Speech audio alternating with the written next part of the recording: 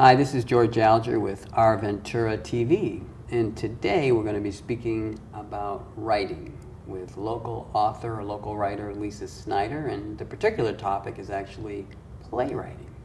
Welcome, Lisa. Thank you. Glad to be here. Cool. So let's get right into the topic. And the idea of playwriting has, I think, some kind of romance associated with it because plays go back for such a long time. I mean, I guess it's pretty fundamental storytelling, but how did you evolve into playwriting? Purely by accident. I was in the hotel business and I was kind of tiring of the business. You're on your feet 24/7, you're always on call, it's a place that never turns its lights off or closes its doors. And so I decided I needed to try something else, and I really wanted to write. And I have a day job in the government sector, but now I have all kinds of time to write. And I was taking a class, and the teacher encouraged me to try playwriting. And I'd never even considered it before. So I don't come at this from a scholarly background at all, just purely by accident and taking a few classes and just putting pen to paper. Wow. Yeah. Well done. Now you've got some plays that have been produced, so I know from a lot of writers and playwriters' point of view, that would be some nice successes. So speak to that. Well, I think when you're in a writing community like I am in Ojai, and certainly surrounding areas, Ventura and Santa Barbara, there are a lot of writers in the community, and so you just naturally gravitate towards one another and help each other out, and you talk about opportunities that are local, and you get to know people. And we have a few really great theaters in our area. We have Elite Theater Company in Oxnard, we have Santa Paula Theater in Santa Paula, we have 3 theaters in Ojai. So they're everywhere, and there's so many opportunities, and every year a theater has a contest for local playwrights. So I entered a couple of contests and got my plays produced. And they're just short plays, but it's really something to see your work on stage. Yeah. Now let's speak about the difference between playwriting and other types of writing, whether it's script writing or novels, if you have some experience, or at least if you can speak to the differences. Well, I think that playwriting has really helped me with my other writing, and I have a novel that's finished and I'm trying to shop that around, but the play really helped me create my novel. In fact, my first one-act play was based on my novel, and I thought, well, what would happen to my character if she kept going? And it was a story about a character who on New Year's Eve 1999 is faced with all sorts of obstacles that get in her way, and ultimately she decides to quit her job. And I thought, well, what would happen to my character if she kept going? And so that's where the novel was created. But the playwriting really helped me with dialogue and character. And I think with playwriting, the difference between that and writing other forms of fiction is you have to be, every single word you have to bargain for. And that just makes your writing lean and mean, so to speak. And it really helps evolve your characters, I think, to learn a different form of writing than what you're used to. Wow, well said. Is there much of a correlation between playwriting and script writing, or do you have any interest in that direction as well? I would love to learn how to write a script. I think there's so much more involved in script writing than playwriting. To me, it feels intimidating, which is what I used to say about playwriting too. But with the play, it's all about your actors and the characters. With script writing, you're concerned with everything else around you. And in your novels, of course, you have a lot of description about setting and place and time, and you have to kind of work that into your scripts as well and be very focused on where's your camera looking and different details than what you would have with a play, which is purely your character and your dialogue. Now, in terms of having your play produced, is there, as the writer, do you have much input into the way that actors would actually perform? Well, a little, and it's a delicate process, and for me, I had to understand the process of handing your play off.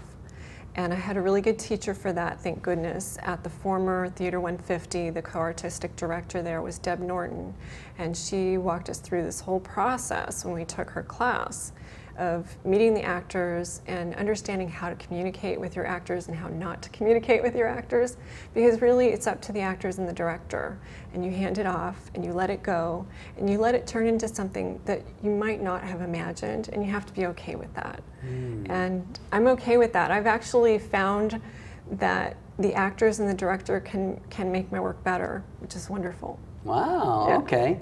So that's new info to me, but just to be clear about it. So it's typical that a writer does not cross that line once they're done with it. Unless they're prepared to be the writer, producer, and the director, which I am not prepared to do. Okay. I'm more than happy to give my work over. And I do, I always make a point of meeting the director and talking with them beforehand. And so we have a mutual understanding of what the play is about. And then I get to come to a rehearsal. And I usually step away after I've given a couple of minor notes, and then I leave it up to them.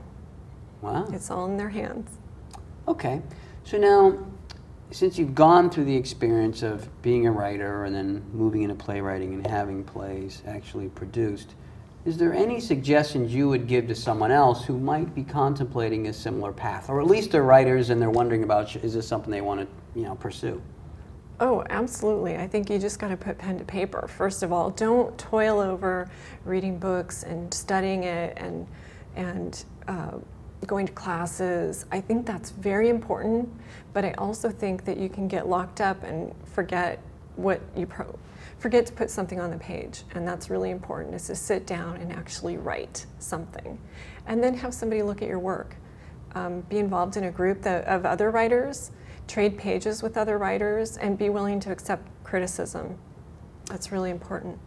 That is an interesting point, because I would think that one of the advantages of being a writer is that you can be the sole creator of the work. So the concept of having someone else, albeit someone else who's qualified, but having someone else to have some input into your work, I can see a plus and a minus. But Oh yeah, there have been a few times I've gone home and cried.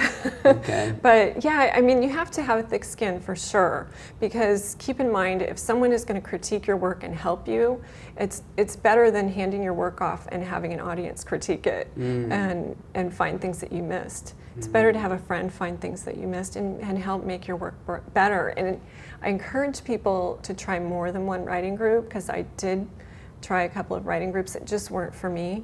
And I finally found one that I've been involved with for about 1.5 years now.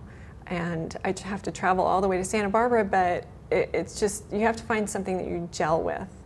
And if you find someone who calls you out on stuff, that's good. As long as it's in a gentle, kind way. Wow, okay.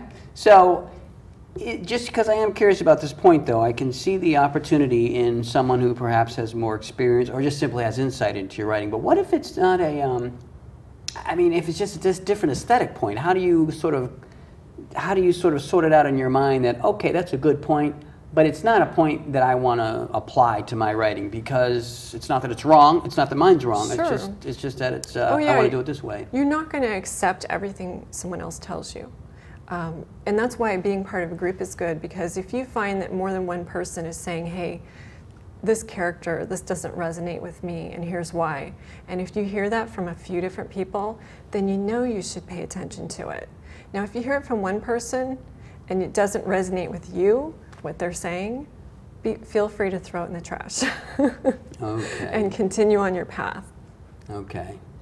And then switching gears here, what inspires you as a writer? I mean, if you're going to do something new, what kind of gets those juices going? Well, initially for me, it was what I knew, and that was working in the hotel business.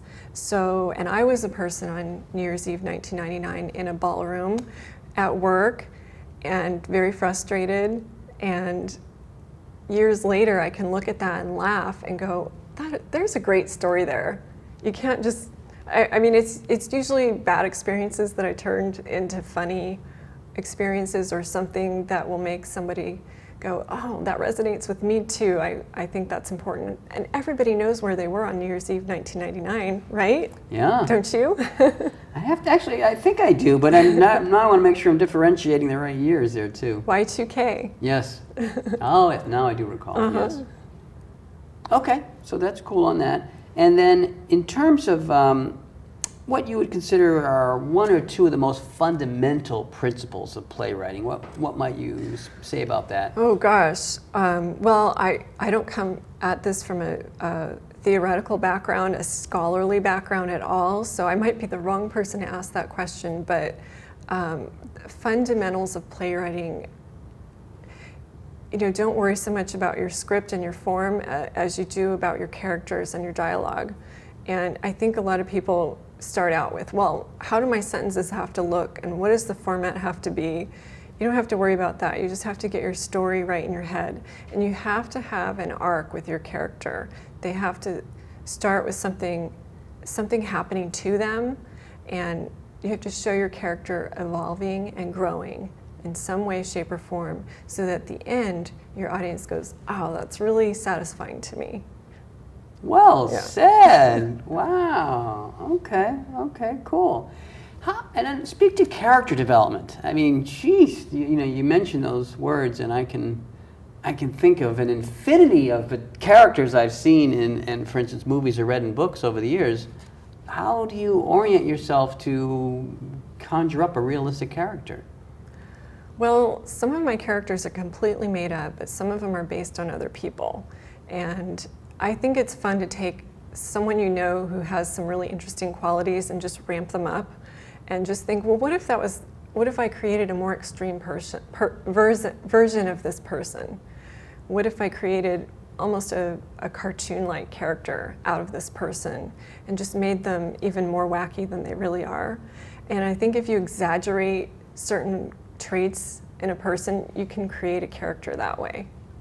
Okay, cool. And then is there, do you have a, I don't know, a favorite source that you go to for education, or at this point, I mean, other than the feedback, or at this point, do you primarily just look at writing as the, you know, as the source of education itself? In other words, the more you write, the better you're going to get. Well, that is very true, because the more you write, the more you get rid of all the bad stuff that's in you, all the terrible writing that you have inside of you.